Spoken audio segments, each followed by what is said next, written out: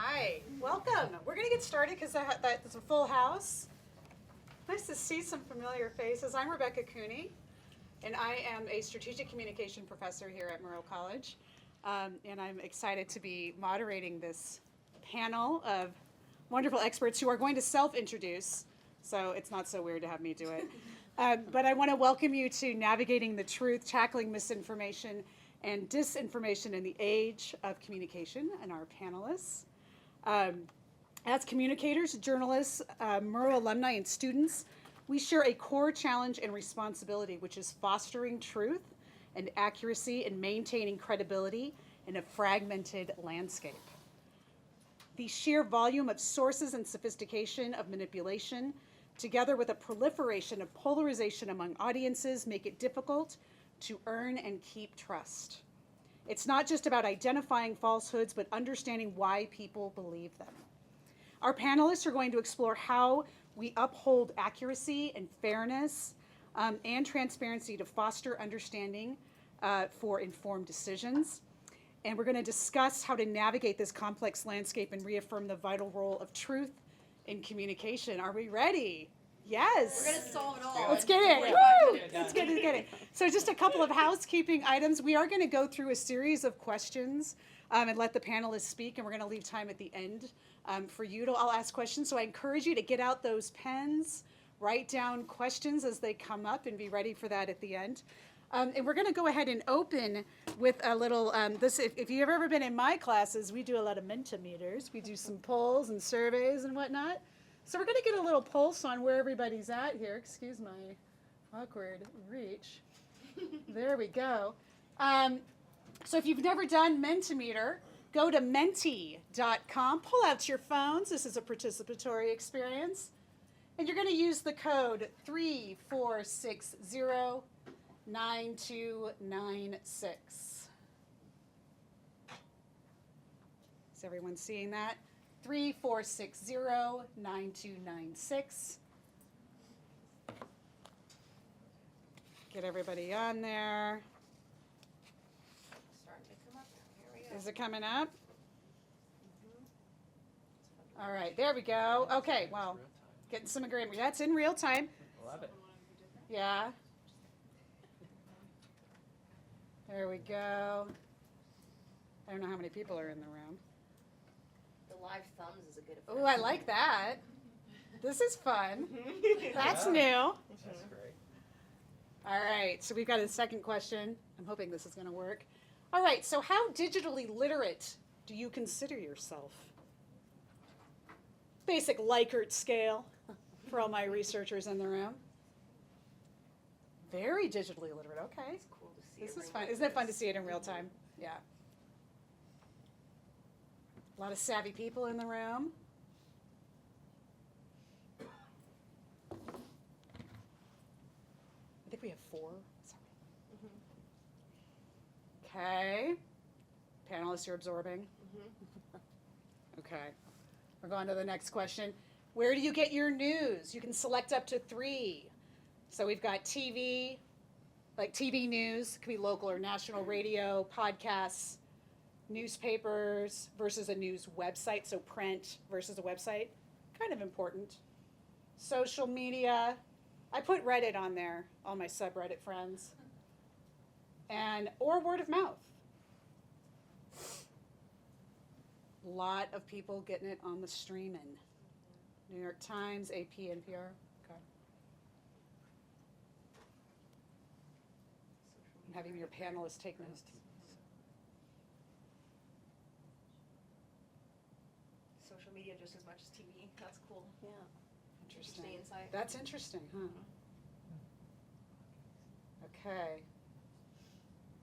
We're still going. Okay, so looks like the streaming is the tough one. All right, one more. How much do you trust the news that you see?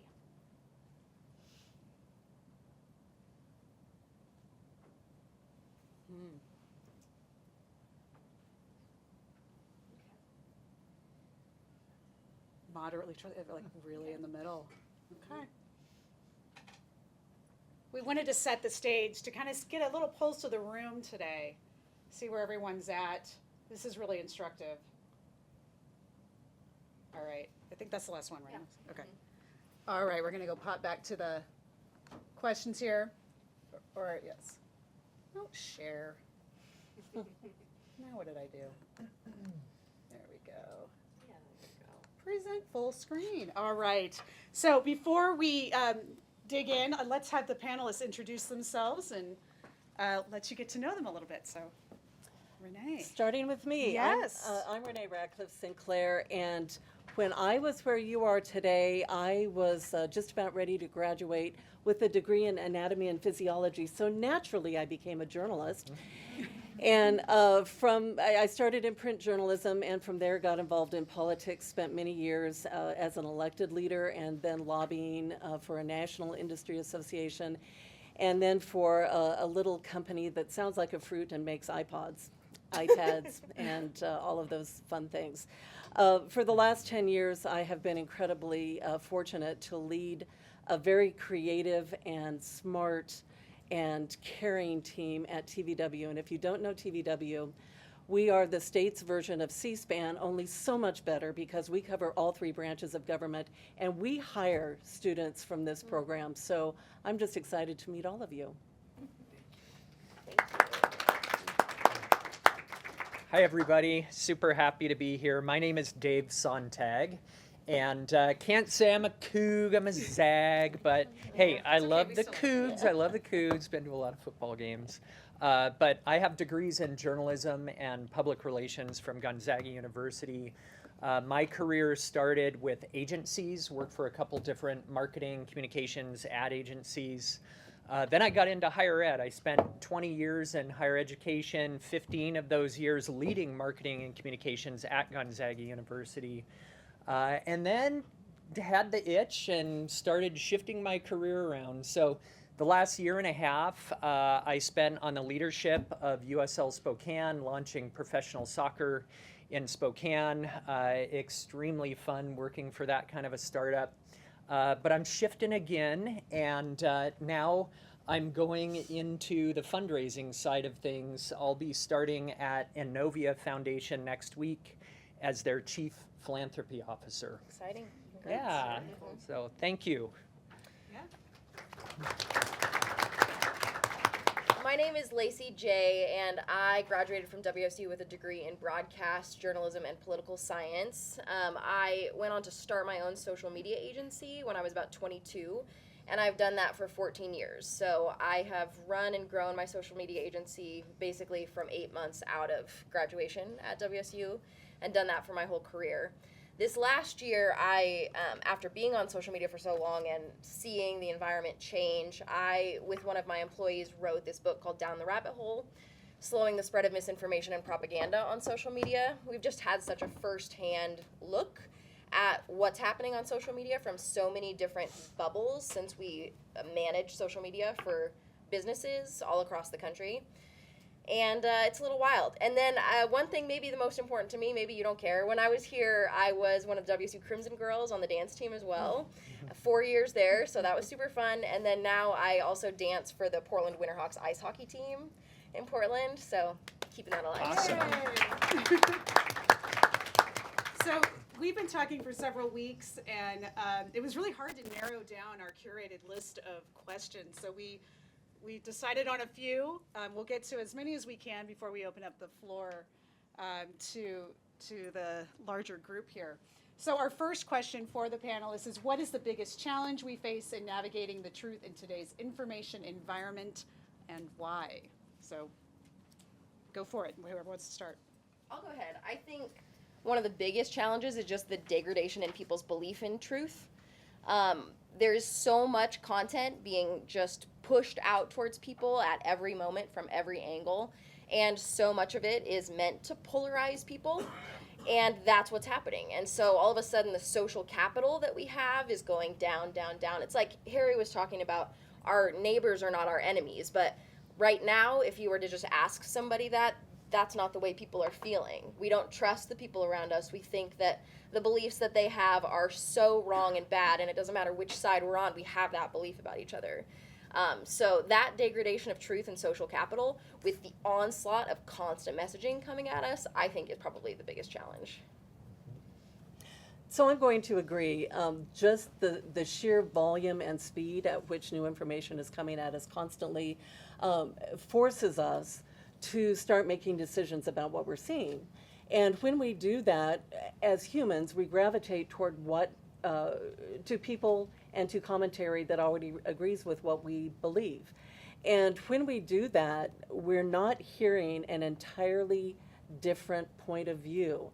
And particularly social media, but even the news networks, and I'm using air quotes, because so much of the news business these days, particularly on cable television, is designed to deliver an audience to advertisers. And when you do that, you have to do it in a way that keeps them coming back day after day after day after day, and you do that by keeping people angry. And we are smarter than that. The people in this room are smarter than that. And so be very thoughtful about what you're watching, reading, listening to. And we can be discerning about the information we choose to ingest, but it's really important that we hear the other side of the story too. And I guess I would just tack on to that. You know, my perspective is much coming from representing companies and organizations. And so what a challenge if you are in that role and your audience is in this state of not trusting anything that they see or hear. It was a huge challenge at Gonzaga University, you know, going through the pandemic, when student situations would arise, things that came up involving race, you know, rightfully looking at the institution in a skeptical sort of way, but also when we're sitting in this context of so many organizations not caring for the facts or for their integrity, and unfortunately that now rubs off. So you need to really be thinking about, how am I going to intentionally represent this organization, and how can I make a difference in my organization to make sure that values are clear and that we're not only talking those values, but we're walking those values. Great. All right, let's move on. Our second question: why is it important to prioritize critical thinking and media literacy skills, especially for students and communication professionals attending this very symposium? I think information without context is just so hollow. And when we have so much information coming at us, we need to be able to quickly find context for it and have the mindset of that whenever we're approaching media. And almost everybody who's in this room is going to work in some sort of media. And if not us being the leaders in something as simple as the mindset that we take when approaching media, then who? Yeah. You know? Yeah. I grew up in Priest River, Idaho. All right, so small, little town. You know, my beliefs are different than a lot of friends and family members that I grew up with. And so just to sort of address this with a little story, I went fly fishing this weekend with a friend that I grew up with. And, you know, recently we've gotten into more debates, I'm sure you all have, with friends and family. And I just was really trying, for me, how you do something is just as important as what you do. And that says a lot about your ethics and your morals. So I was questioning leadership of our country right now, who I know that my friend is very much behind. And he's a great person. He's one of my best friends, but yet very, very difficult for us to see eye to eye on that point. You know, for me, the leader and how that person operates is very, very important. For him, the most important thing is the agenda and what's being carried out and what he perceives as getting done. So there's just, right now, there's so many different perspectives. And, you know, for me, it makes me worry about truth and integrity, and how much does that matter, and how are people defining truth? I think it's different for different people right now.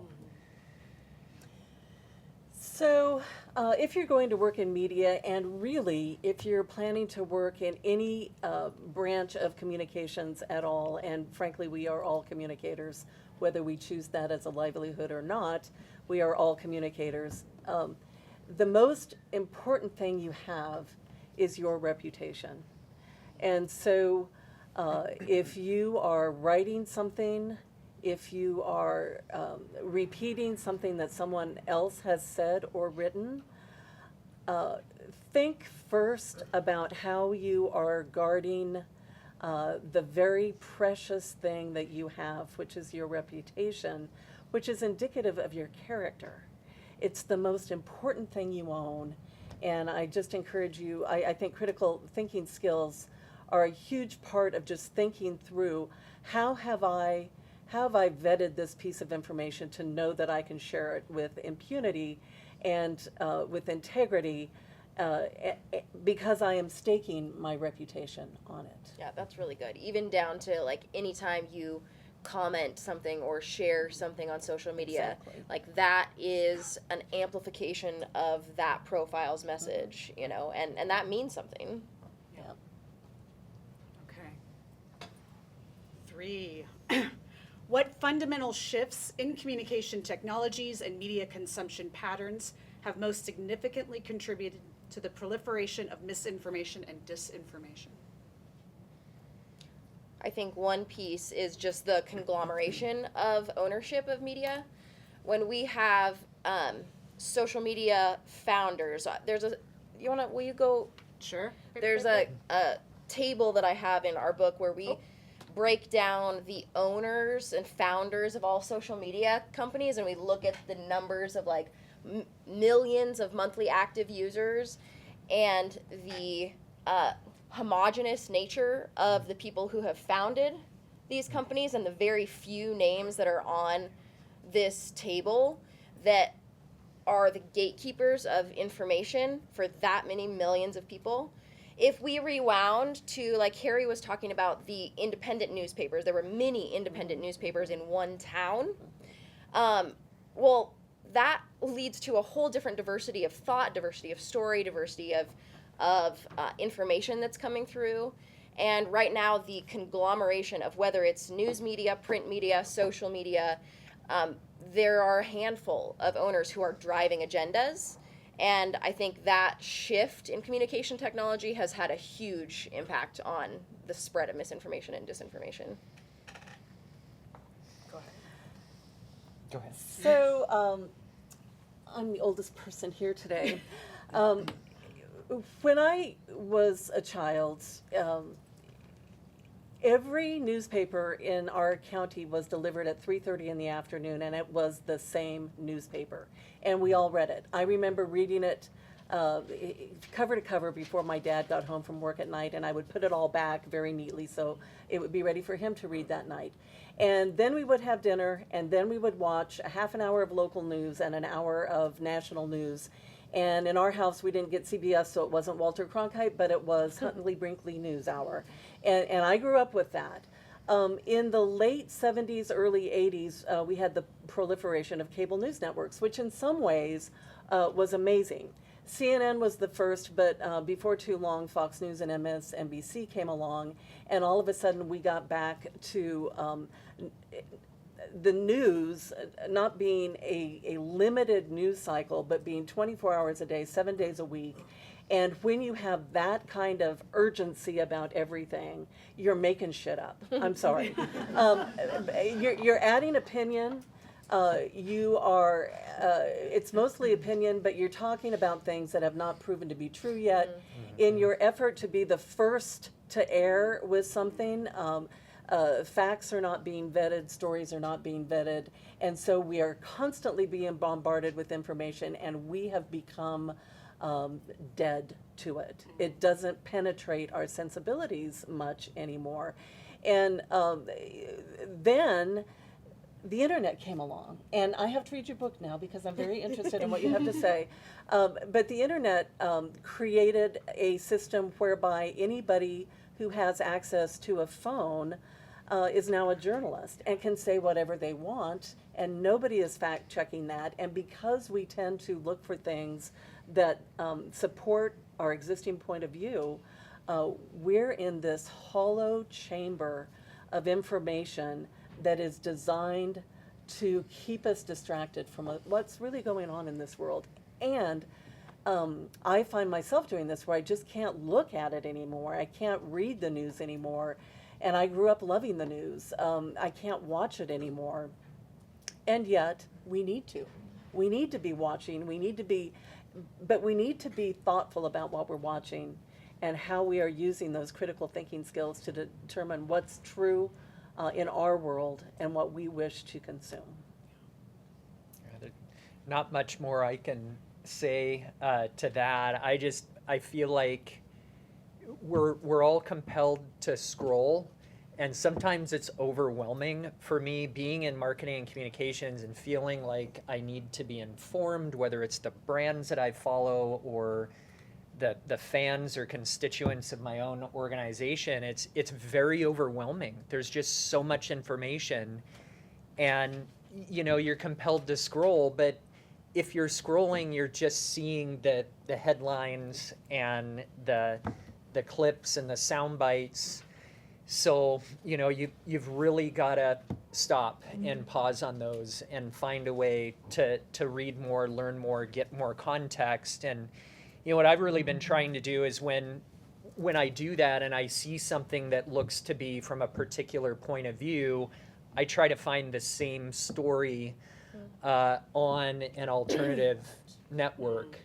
And that, an example recently when Elon Musk did his interview with Doge colleagues on Fox News, I found that super interesting to watch. And then I was really compelled, to go to CNN and to New York Times and see what they're saying about it. That's and smart. What they think. So the onus is on us. It's not on them. I hope some things will change, but we all have to take responsibility. And before we move on from this, I would be remiss if we didn't talk about algorithms, like social media algorithms totally. in this. Totally. Yep. No, it's okay. It's just like one of the biggest parts of it.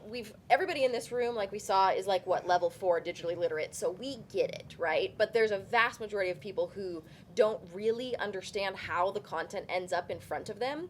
And you've heard the words like echo chambers and feedback loops. And when we think really clearly about what that means with the algorithm, the output of the algorithm becomes part of the input, and that goes over and over and over again until we are living in these absolute different realities from our neighbors. The things that we think and believe are true are entirely different than each other. And that technology, did not exist. We might have had like our little hangouts at the coffee shop, and that's our own little algorithm that we're creating, but that can't get us that far from our neighbors the way that these feedback loops can get us. And the last point on this, I think, is like mega influencers who act like journalists but aren't. One of the biases that we talk about in this is the halo effect, right? Where we grasp on to somebody, and a lot of time this is happening with mega influencers. You grasp onto somebody and you just believe everything they say. Who was it that was talking earlier that was like, nobody fact checked me. People aren't fact checking me because they trust me. And that's what's happening with social media influencers, right? When we guest lectured at Rebecca's class, we asked people, who are the people that you offer the halo effect to? Who do you think is one of the biggest influencers that maybe? Anybody? Is it a Kardashian? I can't remember who it was. Joe Rogan? Like Joe Rogan. Okay. Thank you. Yeah, there we go. Okay. Yeah. That's of the people, that was the most common answer that was given. And in recent studies that show like some of the biggest influencers, he's got that biggest sphere there. And when people are offering the halo effect to influencers who they follow, that's a huge spread of misinformation too. All right, we're going to keep going until we have at least some time for questions. So if you could implement one systemic change to address the issue of misinformation, what would it be, and what are the biggest obstacles to achieving it? Well, I'll start on this one because I can give a shout out to my new employer, Innovia, who had a lunch last week, their Launch Northwest program. and they had an expert, I think her name was Dr. Twenge, and she was talking about Gen Z, she was talking about social media, and I really believe one of the things that she was pushing for, and I've raised a couple boys, and it's putting that device away. And this has to start at an early age. And I'm starting to see it turn. My boys are Gen Z, and you know how they're talking about things with their friends and talking about people who are chronically online and so forth. I think they're seeing that, but it's got to start early, you know, and I feel as though schools need to, as hard as it is, you got to put the device away, and it's got to be kind of locked away safely, including at lunchtime, you know, and this is a point that she made. I mean, that's, you would think, oh, okay, get it back at lunchtime so I can catch up, I can chat in all my text groups and all that, but that's actually a time that you can interact face-to-face with people. So I think systemically we need to bring our younger generations start early with discovering life outside of the device, face-to-face interactions, being comfortable. That's how we're going to bridge gaps. That's how we can find truth and understanding, is face-to-face. So that's a real big systemic thing for me. Yeah, I like that. I completely agree with my new best friend, Dave. We have to start talking to each other again, because in reality, we really want the same things. We want to be able to put a roof over our heads. We want to know where our next meal is coming from. We want to know that when we send our children to school, they're going to come home safe and sound that afternoon. And when we silo ourselves the way social media tends to do because of the algorithms, we stop having those conversations. I just bought my retirement home in the deep, deep South, and one of the reasons I did that is because it has a beautiful front porch with rocking chairs on it. I intend to sit there and talk to people again because I miss people. Remember, I'm your new best friend. Yeah, you are. And there's a pool. Did I tell you Okay, that? Yeah. I'm all in. We as humans, we need that human interaction, and we're trying to find it electronically right now. And we need each other. Wasn't that an inspiring lunch today? Just so incredible. And I sat down at a table where I knew no one because tables were assigned. And I asked the guy to the right of me, so tell me your story. And then I asked the guy to the left of me, so tell me your story. And I met two fascinating people that if I'd been on my phone, I never would have had a chance to connect with. And we need to be doing more of it. So come visit me. You can sit on my porch. She's awesome. I might like do an Instagram story while I'm Yeah, it's gonna be a few years before I get there, but you Okay. can come visit. I have 2.5 answers to this question. The first one is I would love to see some algorithmic transparency.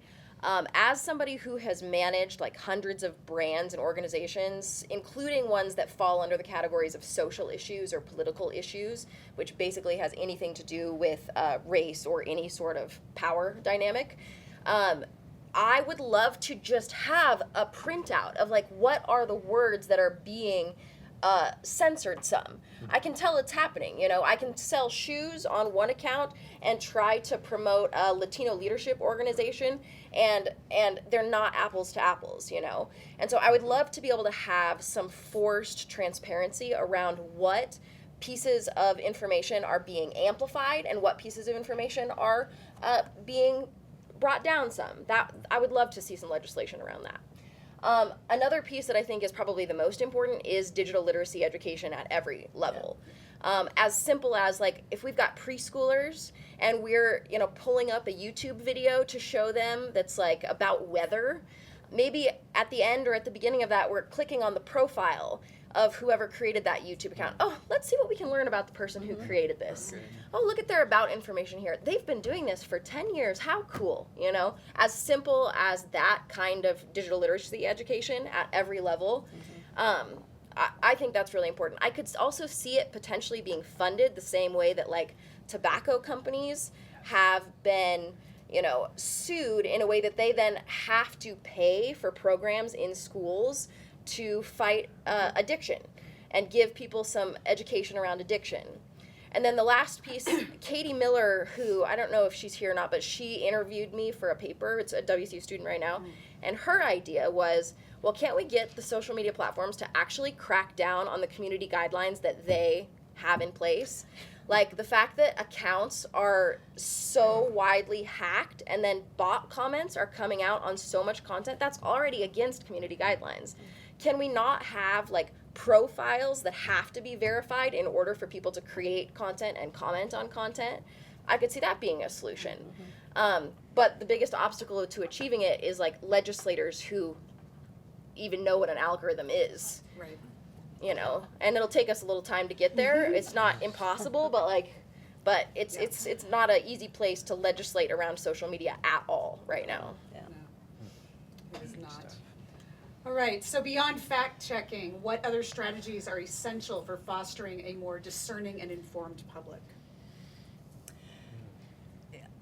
The most important thing you can do is be curious. I love what Dave said about if he sees a headline that leans one way, he intentionally searches for another story that maybe leans the other direction. Be curious. If you're reading or hearing something that either sounds too good to be true or too incredibly horrible to be true, it's probably not true. So be curious. Search out a variety of sources. Don't get locked into the algorithms that are fed to you by your social media feeds. And if you do this, social media is going to go crazy because you're looking at so much stuff from so many different points of view, which is a healthy thing. Let's make them go nuts for a minute. Yeah, it's cute. Yeah, it's clever. So just, if I can leave you with one word, it's just curious. Be curious. Yeah, I love that. I'm trying to break my feed. I mean, I definitely came to a point a couple months ago, and I think it was influenced a bit by the fact that we're doing this panel. I'm like, okay, I am so seeing all the same organizations, news outlets, so I'm following others, and I figure Instagram thinks I'm absolutely crazy probably, but I think you should probably, try to break it. I'd love to see the try printout of your algorithm. He's crazy. I know. Yeah. So I definitely encourage that. I also say, on more of an interpersonal level, things have become so divisive. It's so easy to think those people are just stupid. They're ignorant. I hate them. And I listened to a couple folks who were instrumental in ending apartheid speak last week, and their message was you have to look someone in the eye face to face to have that understanding, and you can't underestimate the intelligence of someone else, and you just can't. And I do it myself. I'm like, wow, your beliefs are so different than mine. How could you possibly support this? You've got to be stupid. You've got to be, listening to all of these untruths. But if you can bring yourself to go talk to that person, you realize that in a lot of cases, this is actually a really smart person who's done a lot of homework. Maybe they've looked at different things than me. And you start finding some common ground, and you do find some things that I want to go research that, because that does kind of make sense. It's not something that I had believed in. So I just really, really encourage that.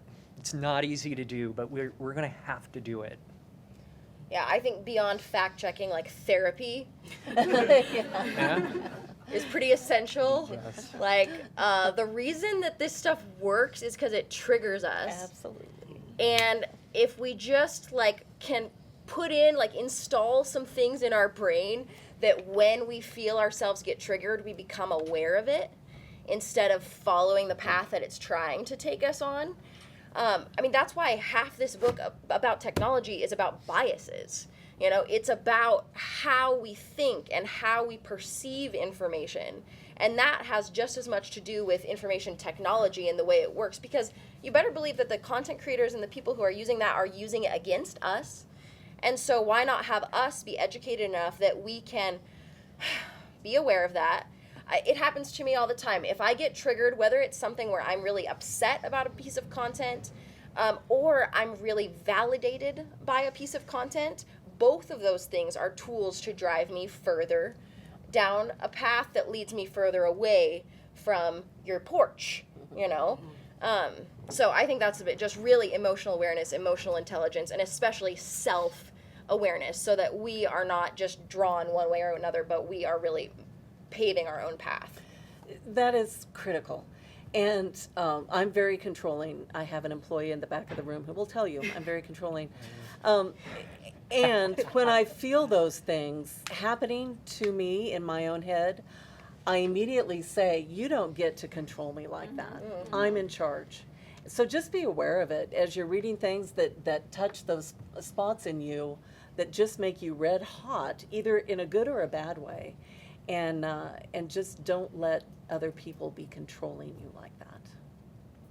I'm going to throw in one more thing. Go ahead. Yeah. And that's around science. You know, I mean, you can go back through time. I was reading this book that I guess for centuries in the Middle Ages, they believed there was such thing as a vegetable lamb, like lambs that grew on plants for centuries. So this has been going on forever. I mean, this is wild. But I asked ChatGPT about it, and it knew about it. So it's got to be true, right? But where was I going with this? So I think we tend to believe that, okay, if a scientist is talking on a podcast or talk radio about something, this has got to be true. Or if I'm reading about it. And I think we just have to remember that there are a lot of scientific studies. And unfortunately, organizations, even media sometimes, will seek out the study that supports their agenda. So even if you're looking at a scientific study, I encourage you to go out and see if there are other scientific studies on that point. You might discover that there's 20 that see it this way and 2 that see it the other way. And then scientists can influence each other too. I mean, they're people just like us who have groups and bias groups. So you do have to really be careful with the science that you read as well. All right. I think we'll do one more and then maybe open it up. I can always go back to our list. So how do we balance the need to combat misinformation with the principles of free speech and open discourse? Great question. With freedom comes responsibility. I am done. I actually hate this question because I think it's such a red herring. It's like, is it this or is it this? And I don't think it's either. I think it's literacy. It's like we wouldn't have to combat misinformation if people just knew how to look whether something was legitimate or not. Like if we spent as much time and money into pouring into people's education that's as literally as simple as clicking to read the entire piece of content, looking at who published the content, looking at any available information about that profile, that news source, that study, that literally, I mean, we had people do this exercise in the guest lecture, and it took 60 seconds to do, at least for the college students. Maybe the grays in here might be a little longer. Renee, I'm sorry. Fine. I don't know. But we're talking sub 2 minutes, okay? And that kind of little bit of checking could, I think, make this entire conversation mute and unimportant, because we would know. We would trust each other, we'd be smarter, we'd believe in things that really make sense with our values instead of being pulled in different directions. Sorry to yell.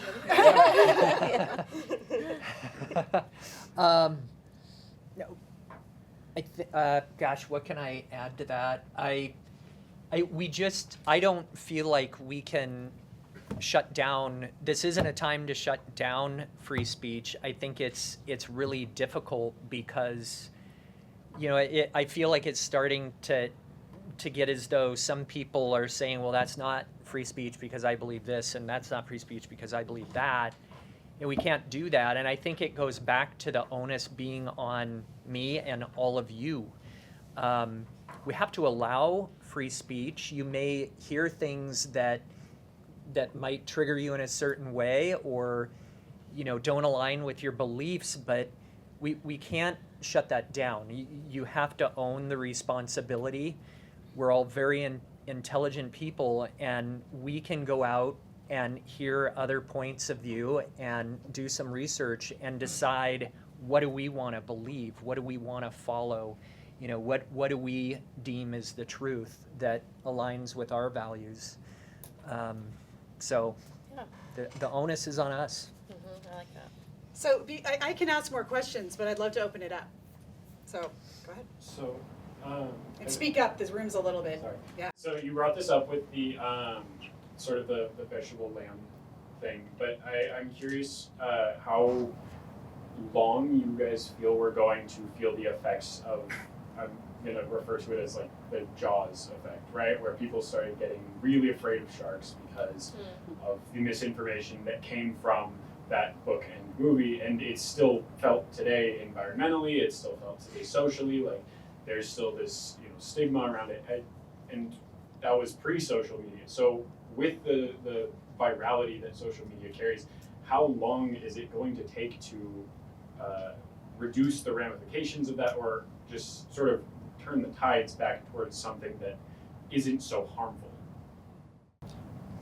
I can think of it in two ways. The first thing I can think of is if we look at it from a micro perspective, and let's just think about ourselves as individuals right here, like when can we turn our own tide, right? And that's going to come from us intentionally changing our behavior and our mindset towards media. On a larger perspective, I think generations.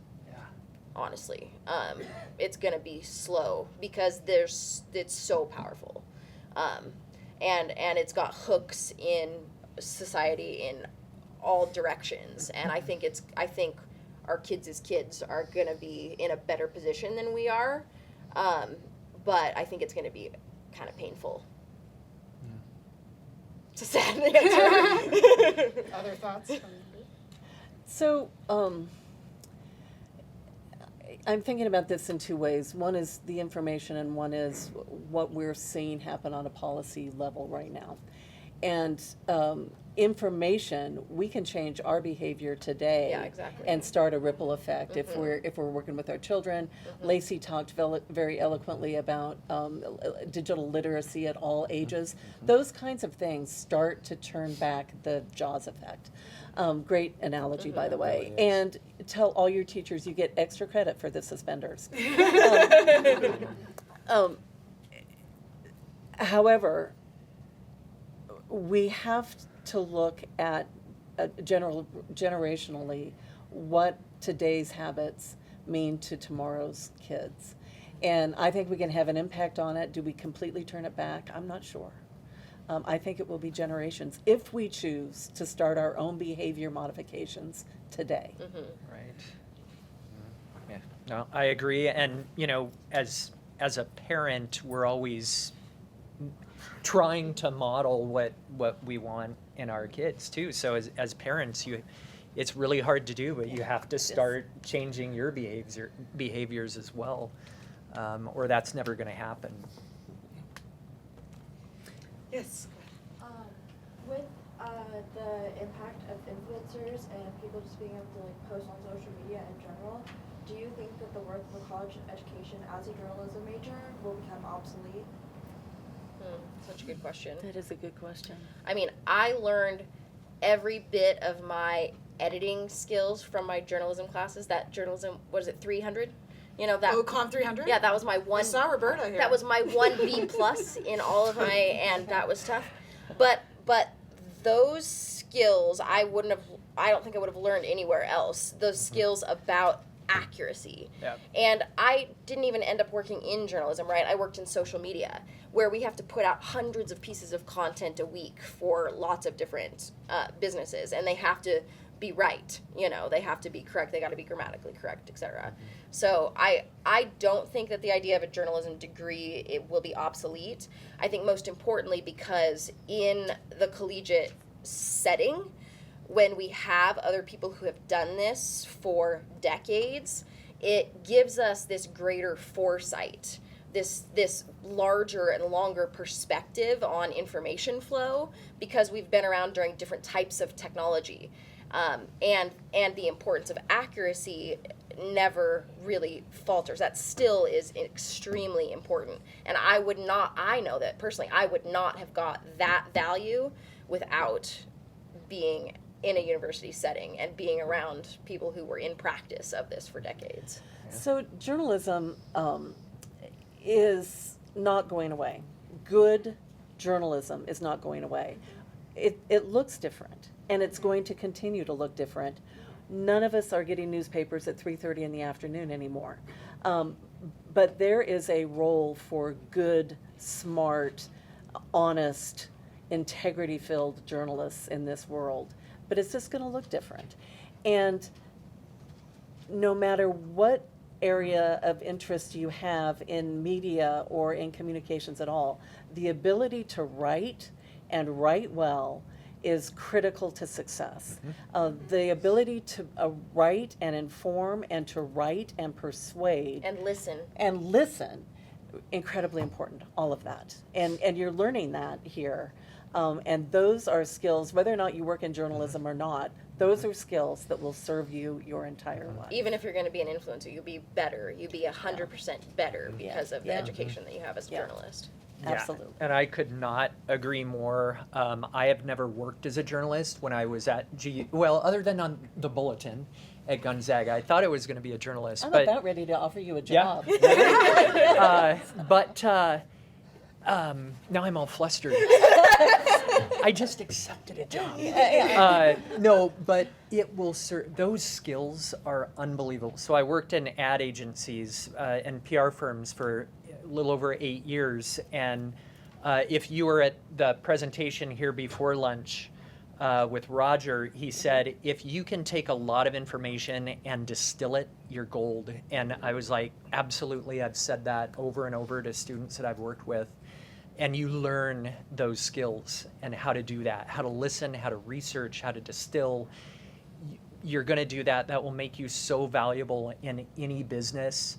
I worked for a startup. It was just critical. We were drinking out of a fire hose every day. And those skills, you know, I worked with students who didn't have communications or journalism degrees. And I'm not saying this to rip on them or anything, but you know, we needed information really fast, and sometimes I'd be like, well, did you get it? You know, and the next morning, did you get it? No. I'm like, well, what did you do? Well, I emailed them, I texted, and I was like, pick up the phone. You know, that's what my journalism professor at GU always told me, Dr. Kirkhorn. He's like, do not settle for not getting an answer. You go out and get it. You pick up a phone. If you don't get them on the phone, go to where they work and wait for them. And that was just great advice. Stalkers. Yeah. That sounds a little stockish, but you know the spirit. I saw a hand in the very back. Can you be loud? Yeah, I'll stand. Thank you. I want to ask something a little political, just because I think it's hard to discuss misinformation without addressing that like inherently political nature that it has. I think we're all familiar with the steps and actions that our current administration is taking, and I personally believe that at its barest bones, our nation's constitution is really like the core truth of our American society and how we function, the systems we fall into. So I guess my question for you is, when higher power, such as government, clashes with the rule of law, what is the role of like a communicator or a journalist, and what is sort of their responsibility to the American people in that situation? That's a good question. I'm giving her the job. No, you know what? I support that. I support it. I want to sort of take that from a company's point of view, so I want one of you to answer more directly first. You want to start? I'm paid to have no opinion. And yet I have so many, obviously.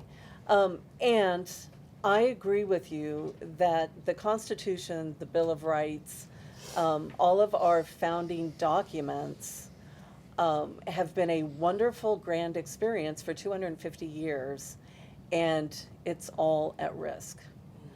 And so I think each one of us, no matter what we choose as our life's vocation, have a responsibility to stand up for those things. And how we do that is going to vary from individual to individual. And there are going to be people who disagree with our interpretation of those documents and how they have guided 250 years of a grand experiment. But we have to do it. And it's not going to be easy. We have fought wars over this stuff. I think our administration right now is counting on the fact that the news cycle is so fast that the things that they are doing will get lost and we'll get exhausted with it, and we cannot let that happen. So thanks for a really hard question, and go live it. I think the only piece that I can add to that is the reason that I love social media is because of the distribution of power that's possible when people can connect. And I think this is the most connected that humans have ever had the opportunity to be. And right now, for the most part, social media has been used as a tool to divide people because of the way that we've kind of given into our behaviors along with the algorithms. But I think with the right amount of literacy, that the power distribution can shift. You know, when we say literacy, we think back to when, there were just clergy and landowning serfs, I don't know, whatever. The people who owned land and clergy who had information and nobody else could even read, right? And they were the gatekeepers of information.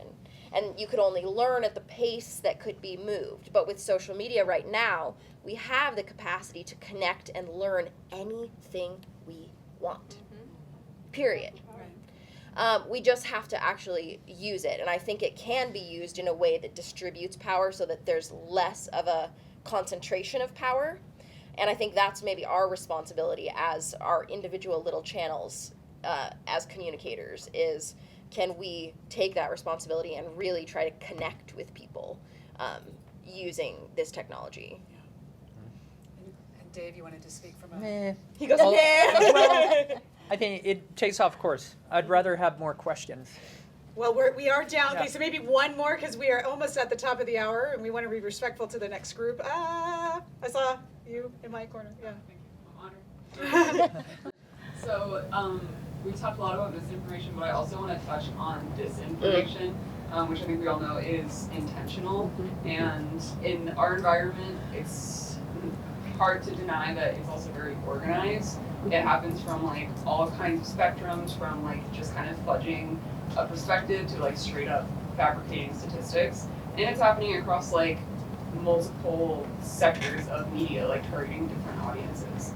So in the face of that, what can like us journalists do? Like, do we need to be more organized or have like some sort of more organized response to that and an active imagination? Like, what might that look like? Because a lot of times we just say fact checking, but the science just kind of shows that that's not enough.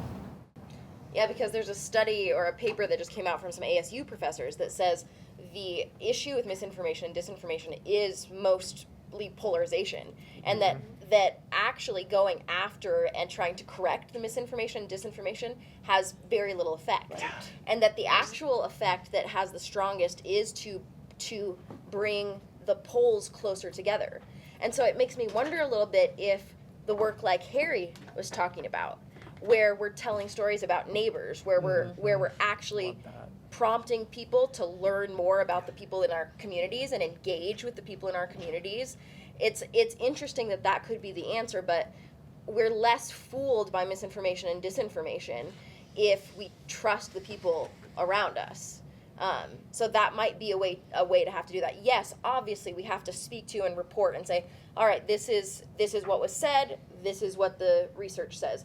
Also, when's the last time you had lunch with your neighbor? Does that become we think of that as fluff pieces sometimes in journalism, but is that not the core of real human connection?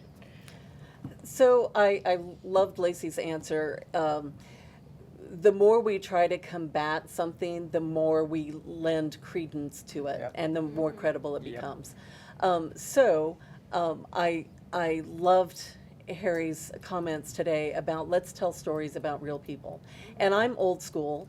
I came out of anatomy and physiology, knowing that journalists should not be activists. We're there to tell the story. Let's let other people who are living their best lives, just trying to get by, tell the story of what's real in America today. Let's let them tell that story. I love Give all them a that. platform. Yeah. And from a PR practitioner point of view, if there's anyone interested in going that route, I say along the same lines, don't give disinformation fuel. And as a PR person, it's hard sometimes because your organization is getting buried. And everybody thinks of Gonzaga as this perfect, wonderful place, and it is in so many ways. But we really fell under some attacks, and I don't have time for the full story. Ben Shapiro was invited to campus. We originally said no, then we said yes, and there was a huge disinformation campaign around that. We had a gun issue. We had really, really ugly sexual abuse type issues, many very difficult things to deal with. And something that myself and my team came to realize is that when you're being targeted by disinformation, you really have to look at who are the people you're then hearing from. And because the first couple crises in my tenure there, we're very personable, caring people. We're trying to respond to everybody. And there's hundreds and hundreds. Our social media feeds literally were taken over a couple times. We couldn't post anything. But you have to look at who are those people. Are they really your constituents? Or are they someone, far-fetched who is glomming on to an agenda? So we really started being diligent about figuring out who are we hearing from.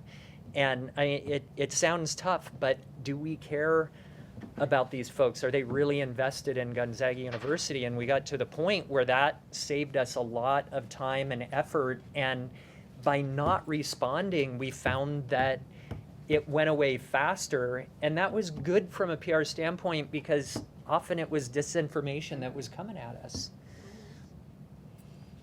Wonderful conversation. Sorry, we have to close it down. Let's give our panelists a hand. Thank you all. Wonderful questions.